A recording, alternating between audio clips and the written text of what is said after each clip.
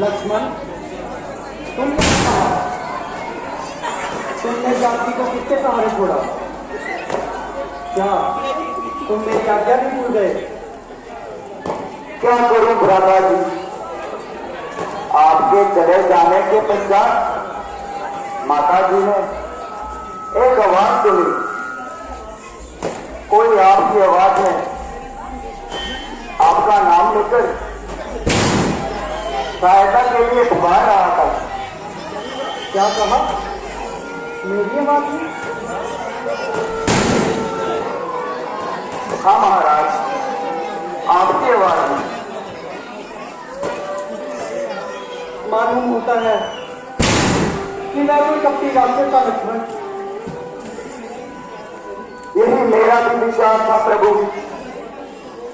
मैंने माता जी को बहुत समझाया कि ये धोखे की आवाज है, परंतु वह नहीं मानी और अनेक प्रकार के निंदित आरोप लगाने लगी प्रभु, जिन्हें मैं सहन नहीं कर सका और अंत में आपको ढूंढने निकल पड़ा।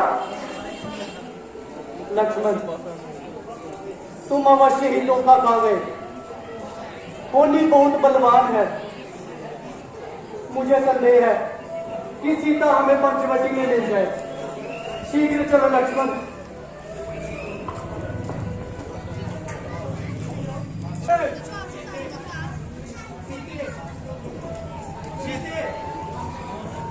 सीते, तुम कहाँ हो?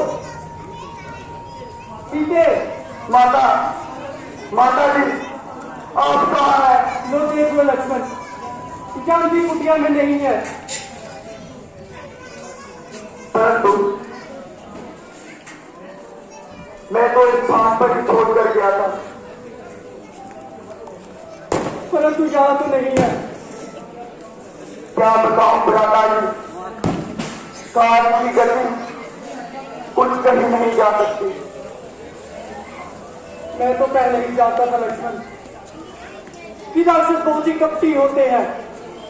अवसर पाते ही कुछ ना कुछ अवश्य उपद्रव मचाते हैं। आओ प्यारी सीते, तुम कहाँ हो?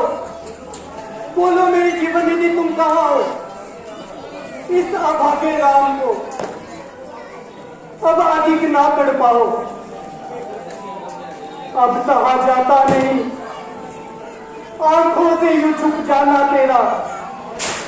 हाय प्यारी, किस तरह देखूं वो शर्माना तेरा। छोड़कर महलों के सुख यूं बनवास में आ जाना तेरा। और फिर रूठ कर मुझसे यूं चले जाना तेरा। सच बता, डर गई क्या इन संकटों के नाम से, या फिर हुआ अपराध कोई मुझे बाकी राम से?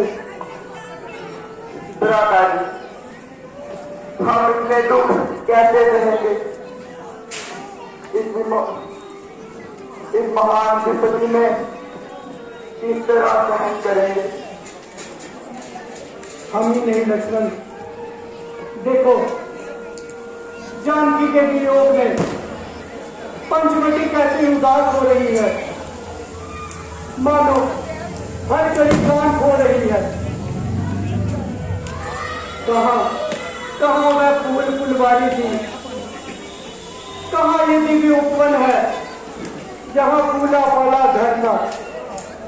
आज उजड़ा हुआ चमन है। निसंदेह भ्राता जी, जिस स्थान से हटने का मन नहीं करता था, अब वही काटने को आता है। जिसको इनकी छाया में विश्राम किया करते थे, आज उसी को देखकर सीधे काम चल रहा है। हाँ देखो तो, ये वृक्ष मुझे भूत बने डरा रहे हैं। ये जंगल के पक्षी मेरी हंसी उड़ा रहे हैं। मृग से यार मुझे पागल समझते हैं। आप प्यारी सीते, ऐसा प्रतीत होता है कि जैसे ये पंचवटी मुझे खाने को आ रही है लक्ष्मण। ओ दुष्ट पंचवटी, तूने ऐसा क्रूर अत्याचार अपनी आंखों से देखा, वो तेरा हृदय ना फटा। बोल, मौन क्यों है? बोलती क्यों नहीं? क्या क्या तूने मेरी प्राण प्यारी को खा लिया या अपने वक्ष में छुपा लिया? हे ऊंचे ऊंचे वृक्षों, तुम ही कुछ बता दो। हे वृक्ष से लिपटी हुई माधवी लता, तू ही पिघल जा।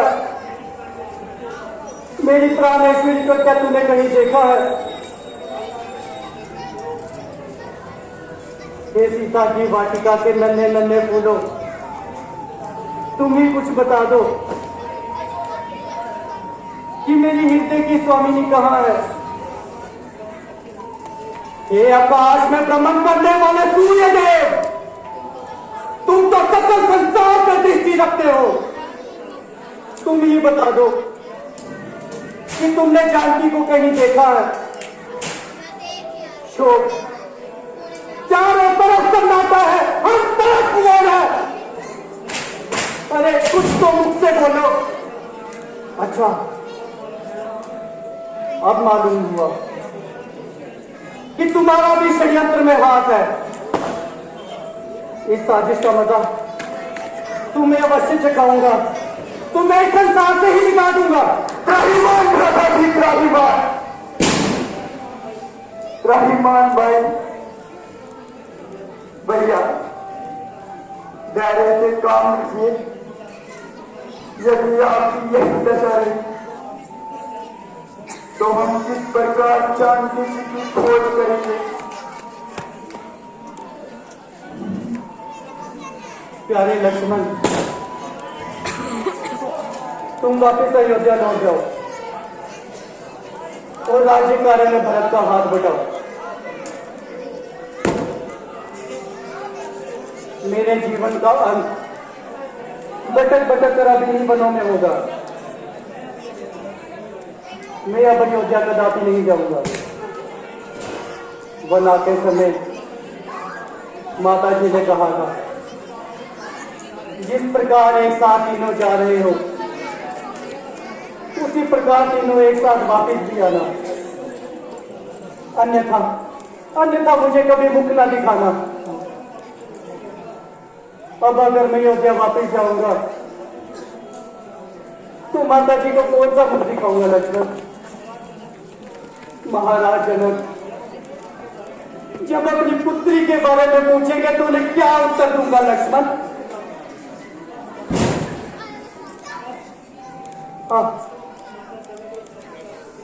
माता धरनी तो इस समाचार को सुनकर ही प्राण त्याग देगी और उनकी हृदय की गति रुक जाएगी।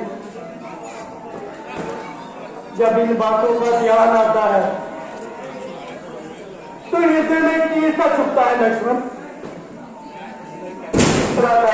विश्वास कीजिए, जिस प्रकार हम तीनों साथ आएंगे उसी प्रकार तीनों घर वापस जाएंगे। अन्यथा मैं भी अकेला अयोध्या नहीं जाऊंगा। अब आप चिंता छोड़ दें,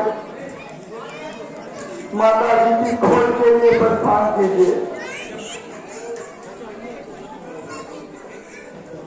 चलो लक्ष्मण, अभी सुनी पंचवटी को देखने का मेरा जी नहीं करता।